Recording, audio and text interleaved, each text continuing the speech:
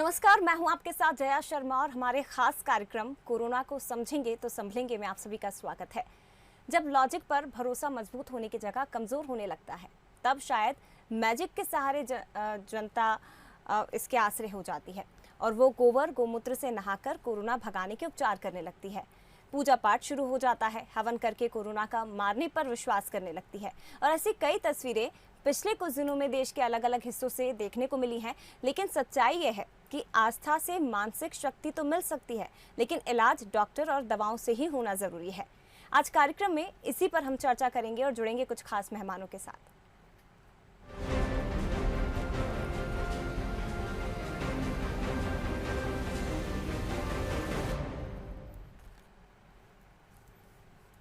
तो कोरोना में मुकम्मल इलाज और वैक्सीनेशन के साथ साथ ईश्वर की भक्ति और यज्ञ हवन करने पर भी जोर दिया जाने लगा है। और जैन स्वस्तिक पीठ ने ऐसी एक अपील की है। इसका वैज्ञानिक पक्ष अपनी जगह है, लेकिन परंपराओं और मान्यताओं वाले हमारे देश में यज्ञ हवन पूजन से पर्यावरण की शुद्धि की बात भी की जाती है। देखिए रिपोर्ट।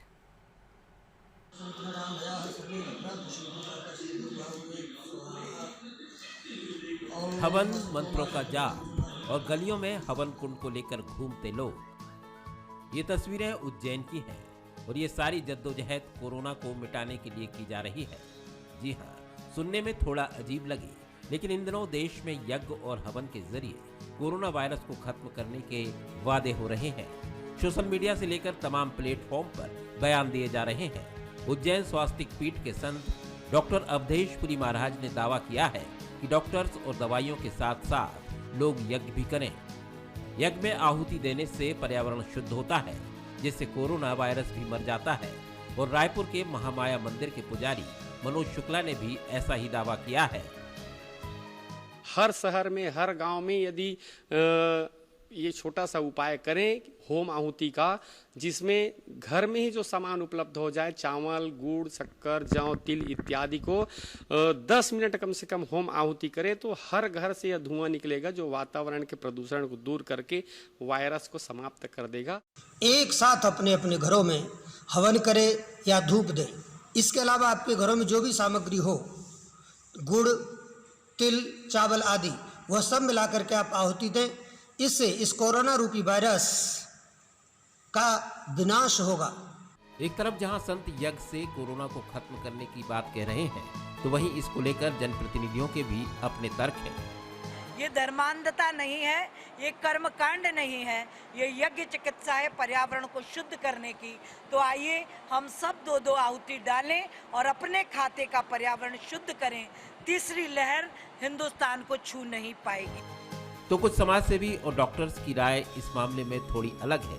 अंधश्रद्धा निर्मूल समिति के अध्यक्ष दिनेश मिश्रा के मुताबिक ऐसी कवायद अवैज्ञानिक है और वर्तमान समय में वो इसे सही नहीं मानते। किसी वस्तु को जलाया जाता है, अग्नि प्रज्वलित की जाती है, तो उसमें भी अग्नि प्रज्वलित करने के लिए भी ऑक्सीजन का ही उपयोग होता है और ऑक्सीजन का उपयोग होकर के उससे कार्बन डाइऑक्साइड, कार्बन मोनोऑक्साइड इत्यादि गैसें बनती हैं। तो इसलिए वायुमंडल को शुद्ध करने के लिए अगर आग जलाई जाती है तो यह पूरी तरह से गैर वैज्ञानिक है। जाहिर है हमारे देश में आस्था और विज्ञान साथ साथ चलते हैं। जहां एक तरफ लोग वैज्ञानिकता और आधुनिकता को बढ़ चढ़कर अपनाते हैं, तो वहीं ऐसी आस्था पर भी साथ साथ भरोसा करते हैं। लेकिन कोरोना काल में जरूरी है कि आस्था के साथ विज्ञान पर भरोसा रखा जाए। Bureau report, Bansal news. तो हमेशा कहा जाता है कि किसी भी बीमारी के इलाज के लिए दवा के साथ साथ दुआ की भी जरूरत होती है, लेकिन ये आस्था, ये विश्वास कब अंधविश्वास में परिवर्तित हो जाता है, शायद हमें ही पता नहीं चलता। इसी पर आज हम चर्चा करेंगे। हमारे साथ डॉक्टर अवधेश पुरी महाराज, संत स्वास्तिक पीठ जुड़ गए हैं। इसके साथ ही डॉक्टर दिनेश मिश्रा, अध्यक्ष हैं अंधश्रद्धा निर्मूलन समिति के, ये भी हमारे साथ जुड़ गए हैं। आप दोनों का बहुत स्वागत करती हूँ सर मैं। डॉक्टर अवधेश पुरी जी, सबसे पहले मैं आपके पास ही आना चाहूँगी। हमेशा ही हम देखते हैं कि जब इस तरह की चीज़ें सामने आती हैं या अभी जो महामारी का दौर चल रहा है, यज्ञ हवन की बात आपकी तरफ से की जा रही है कि यज्ञ करिए, हवन करिए, तो इससे जो वातावरण में कोरोना वायरस मौजूद है वो खत्म हो जाएगा। लेकिन आपको नहीं लगता आस्था धीरे धीरे अंधविश्वास में कब परिवर्तित हो जाती है, ये जानकारी लोगों को भी नहीं लगती? बराबर जी। तो सबसे पहले तो मैं कहना चाहूँगा कि आप आस्था और आस्था के साथ जिस अंधविश्वास शब्द का उपयोग कर रही हैं, सबसे पहले आपको उसका उपयोग बंद कर देना चाहिए। क्योंकि हम जिस विषय पर आपके एक बीमारी, मानसिक बीमारी लोगों को यह है कि जैसे ही कहीं धर्म का पुट आता है तो लोग उसे अंधविश्वास कह देते हैं। ऐसा मत कहिए, क्योंकि आपकी जिस विज्ञान की चर्चा आज हम करते हैं, जब इस विज्ञान का नामो निशान भी नहीं था, तब इस राष्ट्र में और इस पूरे विश्व में आने वाली बीमारियों का समापन यानी उनको खत्म किया था सिर्फ और सिर्फ अध्यात्म ने और धर्म ने। तो मैं आपसे ये कहना चाहता हूं कि जब हम यज्ञ के साथ, यज्ञ थेरेपी के साथ आपको वैज्ञानिक तर्क दे रहे हैं, साइंटिफिक रीजन दे रहे हैं, हम आपको देश नहीं विदेशों के भी प्रसिद्ध वैज्ञानिकों के नाम दे रहे हैं कि डॉक्टर यानी वैज्ञानिक ट्रिले, जो कि फ्रांस के जाने माने वैज्ञानिक हैं, उन्होंने कहा कि फार्मिक अल्डिहाइड नाम की एक गैस बनती है यज्ञ के धुआं से, उन लकड़ियों से, और वह गैस इन्फेक्शन फैलाने वाले कीटाणुओं का नाश करती है, पर्यावरण को शुद्ध करती है। तो ये तो वैज्ञानिक ने कहा ना, फ्रांस के वैज्ञानिक ने कहा, ये तो किसी अन्य व्यक्ति ने नहीं कहा कि आप उसको अंदर श्रद्धा और ये सब ऐसे अपशब्दों का उपयोग कर सकें।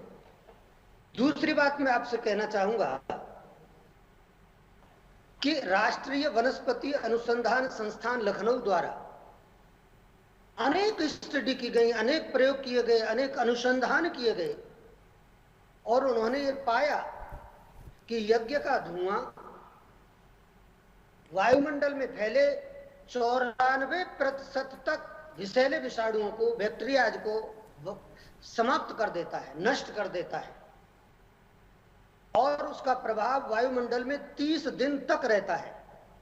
ये कोई संत नहीं कह रहा है, ये वैज्ञानिक कह रहे हैं, बड़े बड़े डॉक्टर स्वीकार कर रहे हैं इस चीज को कि यज्ञ के धुआं में वायरस को समाप्त करने की ताकत है।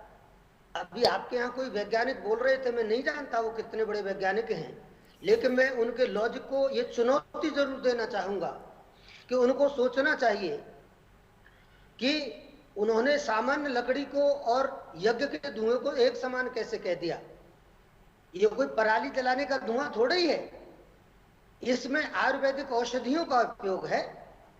हमने आपको बताया कि उसमें सेंधा नमक डालें, उसमें अजवाइन डालें, उसमें हल्दी डालें, उसमें गिलोय डालें, उसमें ब्राह्मी डालें, उसमें शंख पुष्पी डालें, उसमें तिल, गुड़, कपूर, लौंग, नीम के पत्ते, गूगल आदि, इन सब चीजों का उपयोग करें। तो मैं आपसे कहना चाहूंगा कि इस वायुमंडल में भी कार्बन डाइऑक्साइड है, लेकिन क्या कभी आपने ऐसा देखा कि वायुमंडल से कोई सुगंध आती हो, आप उसको सूंघ करके पहचान सको कि ये कार्बन डाइऑक्साइड है? आप नहीं पहचान सकते। लेकिन ये तो मैं दावे के साथ कम से कम कह सकता हूं कि जो हवन का धुआं होता है उससे सुगंध आती है। उस हवन के धुएं से अनसैचुरेटेड हाइड्रोकार्बन बनता है, जो कि कोरोना के ऊपर जो लेयर है जी, जिसे आप ऐसे सींग जैसे बना के दिखा रहे हो, उसको खत्म करता है। आप हमारी बॉडी के अंदर जो डॉक्टर वैक्सीन के द्वारा जिस रूप में उस वायरस को कमजोर करके डाल रहे हैं, वही काम हम यज्ञ के धुआं के द्वारा ठीक है। आप इसका पहलू समझाने की कोशिश कर रहे हैं अवधेश पुरी जी कि आस्था के तरीके से भी कोरोना को खत्म किया जा सकता है, यज्ञ हवन से कैसे हम कोरोना को खत्म कर सकते हैं, ये आपने समझाने की कोशिश की। मैं आपकी एक बात पर आपत्ति ले रहा हूँ, हालांकि आप ठीक है अपनी जगह जो भी कह रही होंगी, आपका कोई दृष्टिकोण उसमें होगा, लेकिन आपत्ति मुझे है कि आप यज्ञ को, यज्ञ थेरेपी को अंधविश्वास नहीं कह सकते, ये तो आप अपने दिमाग से निकाल दीजिए शब्द ये को। हम नहीं कह और रहे अगर हैं आप अवधेश इसका- अवधेशपुरी जी, जी। ये बिल्कुल हम नहीं कह रहे जी। हैं, ना हम तो जो आस्था फैक्ट के है, बारे में हमारे बात सामने कर रहे बिठा हैं, दिए ना। ना ही हम अंधविश्वास जी। का सपोर्ट कर रहे हैं। यहाँ पर हम इसी जी, के जी। लिए चर्चा कर रहे हैं कि इस वक्त जो स्थितियां बन रही है, मैं आपको बता दूं कि जी, इस वक्त जी। देश की कई तरह की तस्वीरें निकल कर आ रही हैं, जहां पर गोबर से जी। नहा लेंगे तो कोरोना ठीक हो जाएगा, एक नाले का गंदा जी। पानी निकलता है, बोलते हैं कि इससे नहा लीजिए कोरोना ठीक हो जाएगा। तो ये एक तरह का अंधविश्वास ही है ना। ठीक है, मैं लौटूंगी आपके पास। नहीं, सर, ये हमारे साथ बात दिनेश मैं- मिश्रा जी भी मैं जुड़े हुए हैं, इस तरह की बातें- अध्यक्ष हैं अंधश्रद्धा मैं नहीं निर्मूलन सुनना समिति के। पसंद करता हूं, ना अवधेश जी, करना मैं पसंद आपसे करता हूं। आगे बात करूंगी सर, मुझे जी। उनसे भी बात करनी है। अवश्य, दिनेश मिश्रा अवश्य। जी, आपने पूरी रिपोर्ट देखी, आप प्रतिक्रिया इस पर दीजिए, और इसके साथ ही अवधेशपुरी महाराज जी जो चुनौती दे रहे हैं, खुली तौर पर चुनौती दे रहे हैं, क्या कहेंगे सर आप इस पर?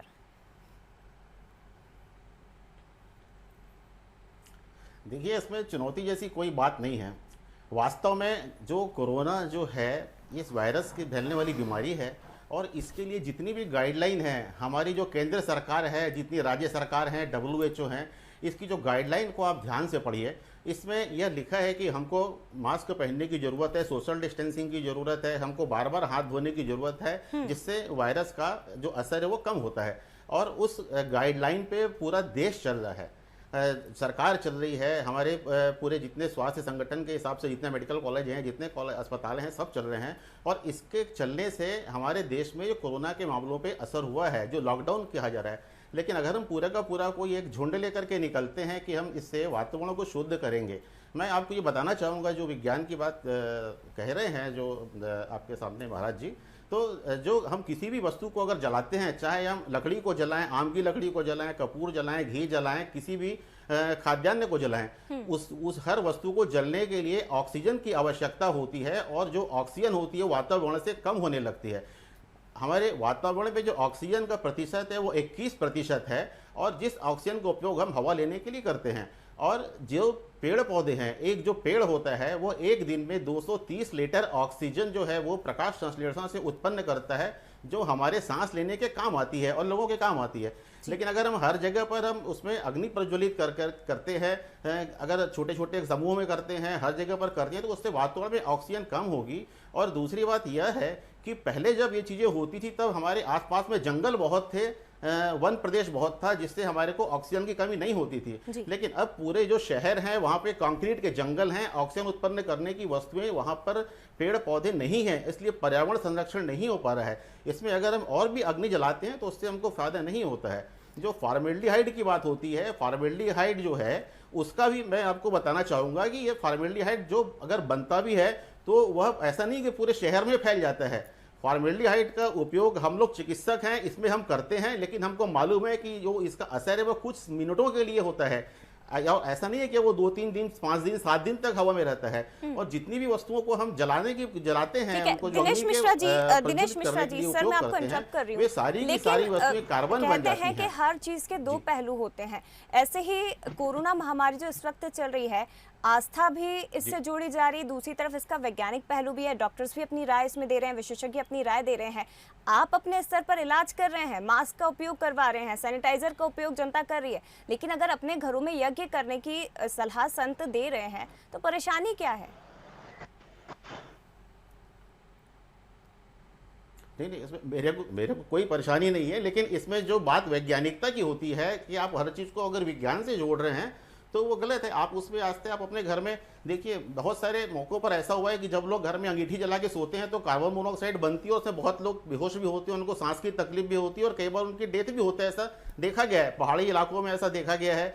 बहुत आपने सुना होगा कि कई बार जो अंगीठी जलाकर लोग घर में करते हैं उससे इतनी कार्बन डाइऑक्साइड बनती है कि वहाँ की जो हवा है वो साफ नहीं होती बल्कि प्रदूषित होती है। आप किसी भी स्थान पर जहाँ बहुत सारी चीज़ें जलाई जा रही हैं, उस स्थान पर चाहे वो कोई भी धार्मिक स्थान हो, सामाजिक स्थान हो, आप बहुत देर तक के नहीं रह सकते। आपको नाक बंद करना पड़ता है, आपकी आंख से आंसू आने लगते हैं, आपको छींक आने लगती है, आपको खांसी आने लगती है। तो ये क्या बता रहा है? यह बता रहा है कि उस जगह की जो वायु है वो प्रदूषित हो रही है, ना कि उस जगह की वायु शुद्ध हो रही है। अगर उस जगह की वायु शुद्ध होती, उसमें ऑक्सीजन बढ़ती, तो हमको क्यों नहीं हम बहुत अच्छे ढंग से सांस ले पाते, हमको उस कमरे को छोड़ने की क्यों जरूरत पड़ती, हमको उस स्थान से दूर जाने की जरूरत क्यों पड़ती।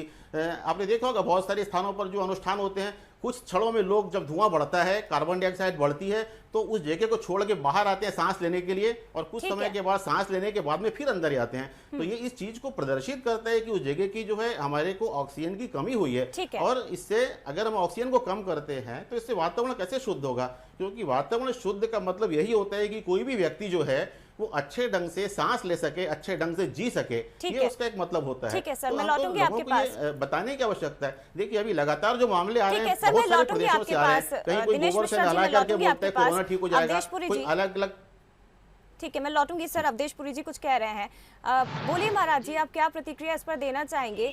और जी मैं ये कहना चाह रहा हूँ, कभी जैसा पूर्व वक्ता बोल रहे हैं कि आग जलाने से ऑक्सीजन की मात्रा कम होती है वायुमंडल में, मैं ये कहना चाहता हूँ कि ये अनसैचुरेटेड हाइड्रोकार्बन है जो यज्ञ के धुएं से बन रहा है। वो कोई हम टायर नहीं जला रहे हैं, वो कोई चिमनी नहीं जल रही है, वो कोई पराली नहीं जल रही है, जैसे मैंने पहले आपसे कहा है। वो कोई अन्य ऐसी चीजें नहीं जल रही जिनसे कि वो ऐसा कार्बन बन रहा है जो कि हमको सांस लेने में दिक्कत करे। मेरे पास तो ऐसी भी स्टडी हैं जिसमें कहा गया है कि गाय का 1 तोला घी अगर अग्नि में डाला जाए तो उससे 10 टन ऑक्सीजन पैदा होती है। ये किस दुनिया की बात कर रहे हैं? आग जलाने से वहां ऑक्सीजन कम हो रही है, ऑक्सीजन के भंडार भर रहे हैं इस वायुमंडल में। अरे हमारे पास मात्र 2 तरीके हैं, या तो हम पौधे लगाएं, अधिक से अधिक पौधे लगाएं, और वो भी ये फैशनेबल ट्री नहीं, हमको चाहिए कि हम बड़े बड़े पेड़ लगाएं, बर्ड, पीपल, आंवला, या तो बर्ड, पीपल, नीम, ये त्रिवेणी होती है, इसका हमारे शास्त्रों में पहले से बहुत ज्यादा महत्व है। तो हम चाहते हैं कि वो त्रिवेणी लगे, जगह जगह पौधे लगें, या तो वो ऑक्सीजन बढ़ा सकते हैं वायुमंडल में, या तो गाय के घी का उपयोग किया जाए, औषधीय सामग्रियों का उपयोग किया जाए। भैया आप ऐसा कैसे कह सकते हो कि हमारे शास्त्रों में विज्ञान लागू नहीं होता, या इन सामग्रियों पर विज्ञान लागू नहीं होता? क्या कपूर पर विज्ञान लागू नहीं होगा? क्या गूगल पर विज्ञान लागू नहीं होगा? क्या जो चीज आप खोज के लाओगे उसी पर विज्ञान लागू होगा क्या?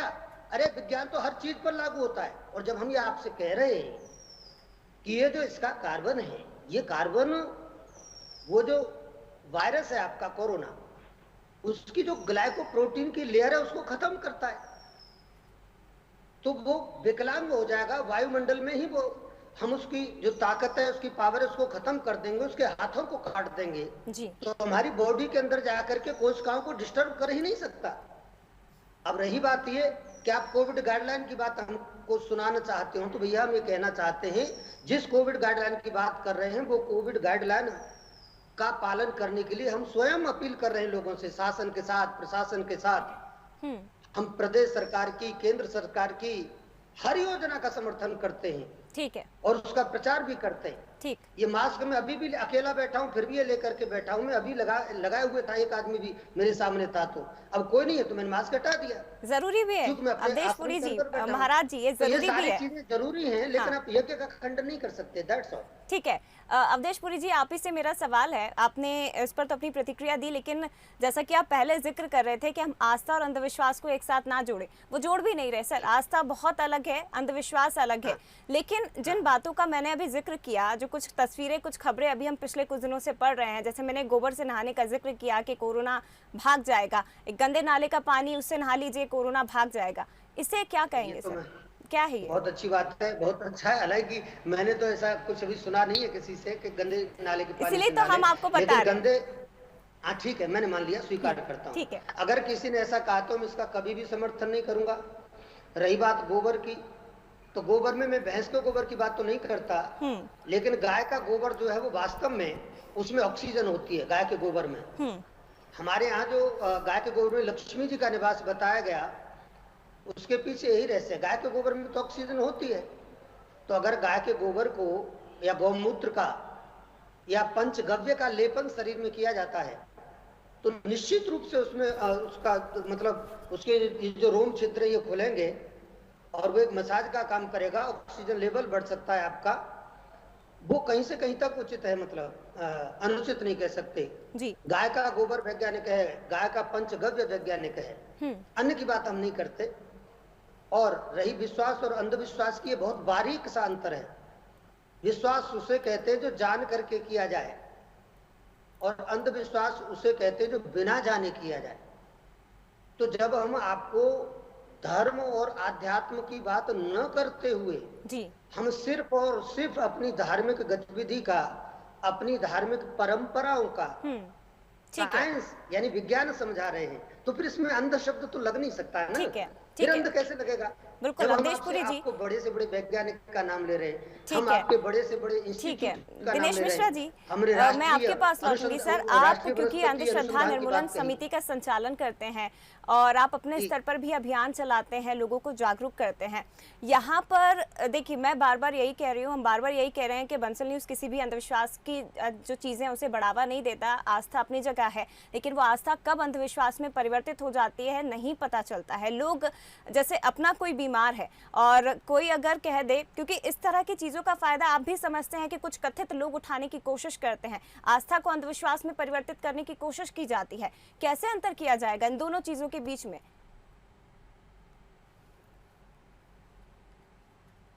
जी देखिए, इसमें दो बातें हैं जो मैं ये कहना चाहूँगा। जैसा कि पहली बात तो मैं जवाब देना चाहूँगा कि जो कहा जाता है कि अगर कोई गाय का या किसी भी गाय का गोबर से 1 चम्मच गोबर से 10 टन ऑक्सीजन बनती है, ये बिल्कुल गैर वैज्ञानिक है। और 10 टन ऑक्सीजन बनाने के लिए जो हमको आप किसी ऑक्सीजन प्लांट पे जाके देखिए कितनी ऑक्सीजन बनती है, कैसे बनती है, कितनी मशक्कत से पहुँचाई जाती है और वो किस मशक्कत से वो अस्पताल में मरीजों के पास पहुँचाई जाती है। तो इसलिए हम जो इस प्रकार की बातें कह के हम लोगों को भ्रमित करने की आवश्यकता नहीं है। दूसरी बात, जो गोबर से है या उसमें से ऑक्सीजन निकलती है या जो बिल्कुल बात है, इस पे भी कोई वैज्ञानिक तथ्य नहीं होता है। जो बाकी जितने भी गाय है, बैल है, जितने भी प्राणी हैं, जो स्तनपायी प्राणी हैं, वो सभी का जो अपना एक पाचन सिस्टम होता है, उस पाचन सिस्टम होता है, उनका एक उत्सर्जन तंत्र होता है, पाचन तंत्र होता है। हम जो चीज़ों को ग्रहण करते हैं और जो अनुपयोगी वस्तुएं वो हमारे शरीर से बाहर निकलती हैं, और वो जो चीज़ें बाहर निकलती हैं और उसको आप ये बताइए कि किसी भी स्थान पर जो है जो अनुपयोगी चीज़ें रहती हैं उसको कोई भी व्यक्ति बहुत दिन तक जमा करके नहीं रख सकता। उसमें से जो दुर्गंध आने लगती है, उसमें कीड़े पड़ने लगते हैं, छोटे छोटे कीड़े होते हैं जिसको लोग बीमार होते हैं। तो अगर उन चीज़ों से कोई बोलेगा कि मैं नहा करके मैं किसी महामारी से मुक्त हो जाऊंगा, तो ये बात बिल्कुल पूरी तरह से वैज्ञानिक नहीं है। देखिए, व्यक्तिगत आस्था एक अलग बात होती है। व्यक्तिगत आस्था में आप अपने घर में कुछ भी करें, उससे कोई परेशानी नहीं। लेकिन अगर हम इसको सामूहिक रूप से एक जुलूस निकाल करके करते हैं कि बहुत सारे लोग उसमें धुआं लेके घूम रहे हैं कि ऑक्सीजन बनेगी, लेकिन वो लोग खुद ही उस धुएं से बचने के लिए वो मुंह पर रुमाल रखे रहते हैं कि उनके मुंह, उनकी नाक में वो धुआं ना जाता, उनको सांस लेने में तकलीफ ना हो। तो ये जो अलग अलग बातें हैं, इसको जोड़ने की आवश्यकता नहीं है। और आज का जो जमाना है, विज्ञान का जमाना है, आप कोई भी गाइडलाइन देख लीजिए, आप जो केंद्र सरकार है वो पिछले 1 साल से जो गाइडलाइन बना रही है, उसमें उसने कहीं नहीं कहा है कि गौमूत्र से, गोबर से, नहाने से या इस प्रकार की चीजों से जो है वातावरण शुद्ध होगा या कोरोना ठीक होगा। हम लगातार देख रहे हैं ये मामले। हमको आखिर में हमको चिकित्सा प्रणाली की श्रेणी में आना पड़ता है। ऑक्सीजन से कितनी सारी मौतें हुई हैं पूरे देश में, देख लीजिए। अगर ऐसा ऑक्सीजन बनने लगती कहीं भी, तो हमको ऑक्सीजन के लिए बाहर से ऑक्सीजन क्यों आयात करनी पड़ती? क्योंकि हमको बाहर से बुलाना पड़ रहा है, कितनी जगह हमको लोगों के लिए ऑक्सीजन की जरूरत पड़ रही है, कितने लोग ऑक्सीजन की जरूरत है। 1 चम्मच घी से अगर ऑक्सीजन बनने लगती तो वास्तव में इसमें हमको किसी ऑक्सीजन प्लांट की जरूरत नहीं पड़ती जो विदेशों से मंगाया जाता है। समय की मेरे पास कमी है। अवधेश पुरी महाराज जी, एक आखिरी सवाल मैं आपसे पूछना चाहती हूँ। एक आखिरी सवाल अवधेश पुरी जी मैं आपसे पूछना चाहती हूँ। देखिए, बार बार हम यही बात कर रहे हैं कि आस्था अंधविश्वास दोनों अलग अलग चीजें हैं, इनको कतई एक नहीं किया जा सकता, लेकिन आप भी मानते हैं कि इन दोनों चीजों के बीच में एक बहुत थिन लाइन होती है, और इस थिन लाइन के इन दोनों के बीच में अंतर बना रहे तो बहुत अच्छा है। और जब इस तरह की महामारी जैसे समय में जिससे हम जूझ रहे हैं, तो आप जैसे संतों की भूमिका बहुत महत्वपूर्ण हो जाती है। तो आपको अपने स्तर पर लोगों को जागरूक करना चाहिए। तो हम लोग अपने स्तर पर ही कर रहे हैं, और हम यज्ञ के धुएं की बात कर रहे हैं जिसमें से सुगंध आती है, खुशबू आती है। हम उसमें गूगल, लोगान, कपूर, अजवाइन, ठीक है, आपको कितने नाम लिए, वो सारी चीजों के धुएं की बात कर रहे हैं जो कि अनसैचुरेटेड कार्बन है, वो हाइड्रोकार्बन। और ये आप श्रीमान जो पहले बात कर रहे हैं वो उस धुएं की बात कर रहे हैं जिससे जी घुटता है, जिससे मौत भी हो जाती है। अब आप विचार करिए, जिस अंगीठी के धुएं का इन्होंने एग्जाम्पल दिया, उस अंगीठी के धुएं में कौन से आप ये औषधीय सामग्री का उपयोग करते हैं? एक टायर जलाओगे तो निश्चित है कि आपको उससे नुकसान होगा, आपकी मृत्यु हो सकती है, लेकिन यज्ञ के धुएं से मृत्यु नहीं होती। ठीक है अवधेश पुरी जी, समय क्योंकि मेरे पास महाराज जी थोड़ा सा कम है, लेकिन आप दोनों ने अपने अपने तर्क रखे हैं, आप दोनों के अपने अपने विचार थे। फिलहाल बहुत शुक्रिया आपका हमारे साथ इस चर्चा में शामिल होने के लिए। तो कोरोना की जंग में दवाएं तो हैं ही, लेकिन दुआओं की भी ज़रूरत है। इसके साथ ही आस्था भी लोगों में दिखाई दे रही है, लेकिन ये आस्था अंधविश्वास में न बदल जाए, इसी का ध्यान हमें रखना है और मिलकर ही कोरोना से, इस जंग से हमें बाहर निकलना होगा। फिलहाल इतना ही। बने रहिए बंसल न्यूज़ के साथ। नमस्कार।